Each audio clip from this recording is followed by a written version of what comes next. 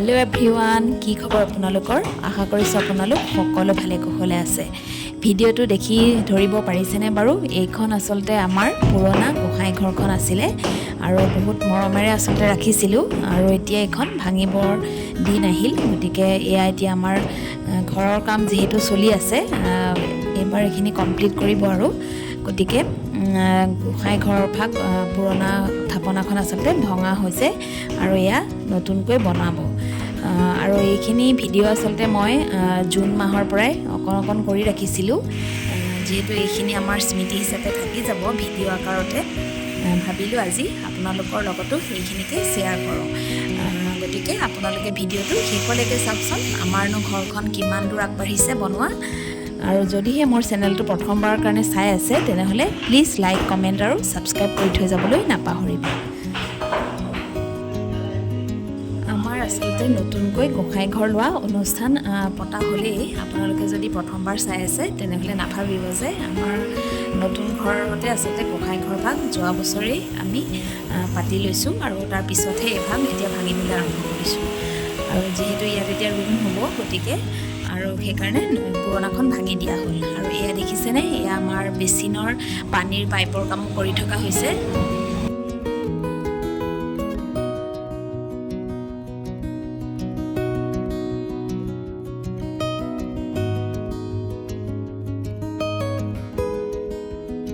এইটো আমাৰ শেষৰটো ৰুমৰ কাম কৰি থকা হৈছে আৰু এইটো ৰুম কমপ্লিট কৰি এখন ৱাল বাকী থাকিব, সেইখনো বনাব আৰু আপোনালোকে ভিডিঅ'টো শেষলৈকে চালে গম পাব। আৰু এনেদৰে পুৰণা ঘৰ এখন যেতিয়া নতুনকৈ ভাঙি বনোৱা হয় আচলতে বহুত কষ্ট হয়। বস্তুবোৰ ইফাল সিফাল কৰা আৰু পুৰণা ৱাল চোৱাল যদি ভাঙি আকৌ ৰিপেয়াৰ কৰিবলগীয়া হয় তেনেকুৱাত আৰু কষ্ট হয়। আৰু ধূলিৰটো কথা নক'বই, গোটেইখন একেবাৰে ধূলি হয়। মানে দিনটোত কেইবাৰ চাফা কৰিব লাগে তাৰ কোনো ঠিকনাই নাই। আৰু এয়া 1 জুলাইৰ দিনা আমাৰ ছোৱালীৰ এক্সাম যিহেতু আৰম্ভ হৈছিলে, মই অকণমান এনেকৈ ভিডিঅ' কৰি ৰাখিছিলোঁ আৰু সেইদিনা আচলতে বৰষুণ আহিছিলে, বতৰটো বিৰাটেই ঠাণ্ডা আছিলে। ভাবিলোঁ আপোনালোকক ইয়াৰ লগতে অকণমান মই ভিডিঅ' কৰি ৰখাখিনিও আপোনালোকক দেখুৱাই দিছোঁ। এয়া তাই আজি যাবলৈ ওলাইছে।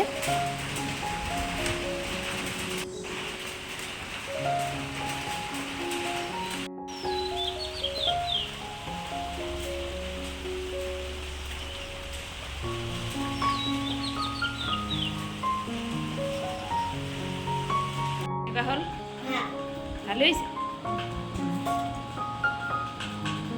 কি খাইছা? এনজয়।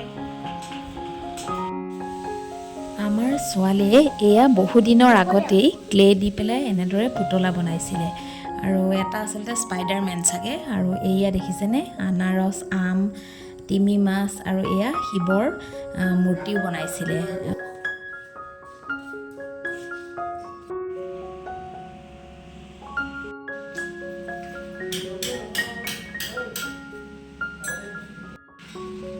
আমাৰ এয়া পাকঘৰৰ এইখন লাষ্ট ৱালখন বনাবলৈ আৰম্ভ কৰিছে আৰু সেইকাৰণে গোটেইখন ধূলি হোৱাৰ কাৰণে আমি এইটো নতুন ৰুমটো যে বনাই আছিলে সেই ৰুমটোলৈকে পাকঘৰটো লৈ আহিলোঁ। পাকঘৰটো আচলতে গেছটো আৰু ডাইনিংখন লৈ আহিলোঁ এইটো চাইডে।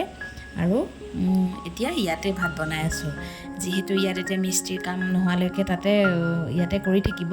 গতিকে মোৰ নতুন পাকঘৰটোত এতিয়া ভাত বনাই আছোঁ। ভালো লাগিছে, আচলতে এটা নতুন অভিজ্ঞতা হৈছে। একে ঠাইত বনোৱা আৰু অকণমান বেলেগ ঠাইত বনোৱাটো পাৰ্থক্য থাকে, কিন্তু ভাল লাগিছে।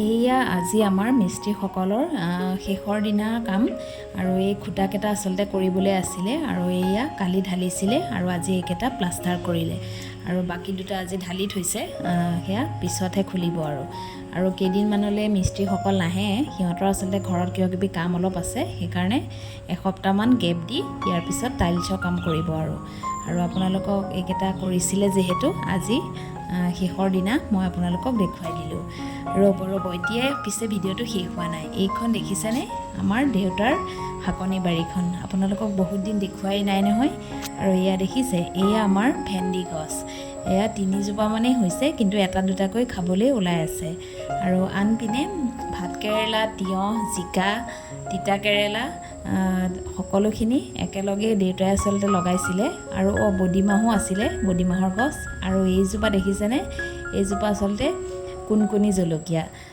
যিটো চৰাই যে লেট্ৰিন কৰাৰ পিছত সেইটো নিজে পুলি হয় সেইজোপা আচলতে আমাৰ পিনে কুনকুনি জলকীয়া বুলিয়ে কওঁ আপোনালোকৰ পিনে কি বুলি কয় জনাবচোন আৰু এয়া ভাতকেৰেলা ফুলিছে এটা দুটাকৈ ঘৰতে খাই থাকিব পৰা হৈছেগৈ আৰু দেউতাই এয়া যিহেতু বাৰীত কাম কৰি ভালেই পায় গতিকে আপোনালোকক মই বাৰীখন প্ৰায় দেখুৱাই ভিডিঅ'ত আপোনালোকে চাগে আগৰ মোৰ ভিডিঅ'বোৰ চাইছে যদিও গম পায়েই আৰু আনপিনে এয়া মিস্ত্ৰীসকলে আজি খুঁটাখিনি প্লাষ্টাৰ কৰাৰ পিছত এয়া পিছফালখন অকণমান চাফ চাফাই কৰি দিলে আৰু এয়া দেখিছেনে এইখিনি আমাৰ ঘৰৰ ভাতকেৰেলা তেতিয়াহ'লে আজিলৈ আহিছোঁ